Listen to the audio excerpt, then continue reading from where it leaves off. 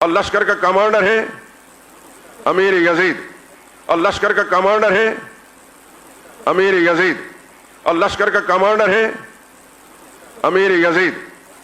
اللہ نے ان باپ بیٹوں کے اندر یہ صلاحیتیں رکھی تھیں۔ آپ کے لیے وہی رائے بہتر ہے جو میری رائے ہے کہ چپ کر کے خاموشی سے بیٹھ جاؤ، نہ لعنت اللہ علیہ کہو اور نہ رحمت اللہ، کیونکہ اگر لعنت اللہ علیہ ہوا تو رحمت اللہ علیہ کہنا قیامت کے دن گلے پڑ جائے گا، اور اگر وہ نکلا لعنت اللہ تو پھر اگر وہ نکلا رحمت اللہ تو پھر لعنت اللہ علیہ کہنا قیامت کے دن کیا پڑ جائے گا؟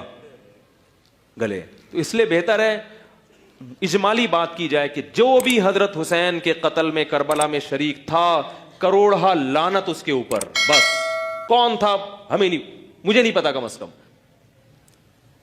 یعنی آپ یہ کہہ سکتے ہیں مجھے نہیں۔ اور اگر آپ کو پتا ہے تو پھر دونوں کتابیں پڑھیں آپ، جو اشاعت و توحید کے علماء نے اس کے حق میں لکھی ہیں، یہ بعض سلفی علماء نے بھی لکھی ہیں، وہ بھی پڑھیں آپ، اور اس کے مخالف بھی پڑھیں، پھر ایک رائے قائم کر کے آپ کو کلپ بازی کی۔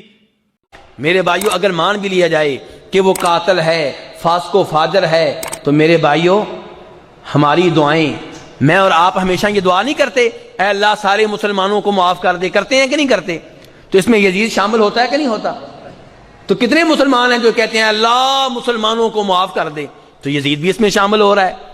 اور اگر آپ کہتے ہیں کہ یزید اس میں شامل نہیں ہے تو یہ تو آپ بات مانیں گے کہ یزید کے اوپر ایک وقت میں، ایک دن میں ہزاروں لاکھوں لعنتیں ہوتی ہیں، ایسے ہے کہ نہیں ہے؟ اور یہ ساری لعنتیں، یہ ساری گالیاں روز قیامت اس کے لیے نیکیاں بن جائیں گی۔ کیا بن جائیں گی؟ بات ہوئی ہے اب تیری طرف سے شروع، انتہا اب ہم کریں گے۔ اب تجھے بتانا پڑے گا جس کا تو نے دفاع کرنے کی کوشش کی، کھل کے آ، یزید کا دفاع کرنا ہے پھر پورے دن کا مسلمان بن، چھپ چھپ کے یزید کا دفاع کیسا؟ پھر پڑھ یزید کا کردار پڑھ، ہماری آنکھوں کے سامنے ہم پڑھتے ہیں حسین کا شجرہ، تو بتا یزید کا شجرہ۔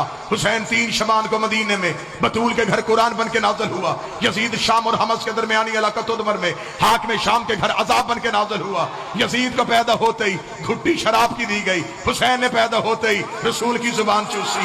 یزید کا نانا بجدل عیسائی خاندان سے تھا، حسین کا نانا سید المرسلین ہاشمی خاندان سے تھا۔ یزید کی ماں میسون جس کے ناچ گانے کو پسند کر کے حاکم شام نے اس کے ساتھ نکاح کیا تھا۔ حسین کی ماں وہ زہرا تھی جو ایک لمحے کے لیے سجدے سے فراموش رہی، جس کے حیا کا نام قرآن تھا، جس کے نوکر کا نام جبرائیل تھا۔ یزید کا دادا ساری زندگی مخالفت رسول کرتا رہا، حسین کا دادا ابو طالب ساری زندگی حفاظت رسول کرتا رہا۔ یزید کی دادی ہندا جس نے رسول کے چچا حمزہ کا کلیجہ چبایا، حسین کی دادی فاطمہ بنت اسد جس کی قبر میں رسول لیٹا، جس کو کفن محمد کے کرتے کا ملا۔ یزید کا ایک ہی بھائی تھا جو پاگل ہو کے مر گیا، حسین کا بھائی حسن مسند امامت کا تاجدار بن گیا۔